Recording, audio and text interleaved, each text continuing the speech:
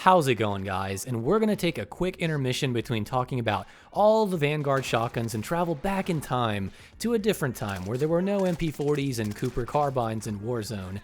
I had a shotgun that I love to use for its badass two-shot potential that's been seemingly overlooked because of the new double barrel, and that is the 725. Why am I bringing it up? Well, when I was using it recently, I just kind of wanted to go back and check out some older guns, and I noticed that the reload felt kind of funny, felt kind of off, dare I say. It just felt almost like sped up in a way. So I went in and I checked out the reload speeds for the gun. The base gun was unchanged, but with sleight of hand, it seems like the gun actually got a bit of a stealth buff, because now sleight of hand makes you reload just a bit faster than it used to. And considering the big issue with this gun is the reload time, it's basically just a little buff. How big was it? Well, admittedly, it's not much, but before, it took about 1 second flat to reload 2 shells with sleight of hand equipped. Now it takes basically 150 milliseconds less time, so the reload is at about 850 milliseconds instead of 1000 milliseconds or 1 second. Wow, it's pretty amazing, isn't it? I mean, woohoo, big deal, right? This is pretty cool. Like I said, the big issue with this gun is the reload time more than anything, so the fact that it got faster for some reason is pretty cool. Even if it's not that much, that kind of time, 150 milliseconds, does make a bit of a difference. Now, it isn't any stronger, really. There was no damage buff or anything like that, but it just helps the gun perform a tad bit better.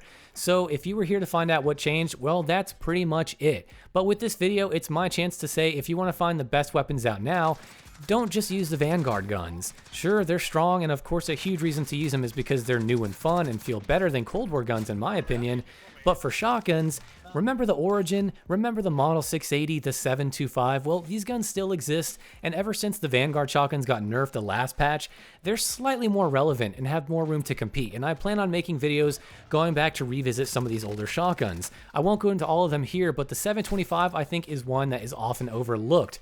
As a quick little recap, the 725 has been one of my favorite Warzone shotguns because it performs so consistently compared to pretty much any other shotgun out there. It has a max damage range with the choke of around 4.6-ish meters, where in that range, 2 shots is all it takes, and that may sound pretty short, because it is, but the thing that makes this gun stand out amongst the others is 2 things. First, the pellet damage is capped at 150, and it only takes 3 of your pellets to hit that amount of damage. And second, the body multipliers from head to toe are all set to 1x with the sawed-off barrel, meaning even if you scrape the toe, boom, you can deal the same amount as damage as the head.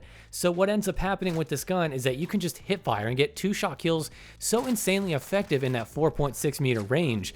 And it actually works well. The only time it never really works is if you're just way off with your aim, or if you're a bot like me and just miss your shots completely.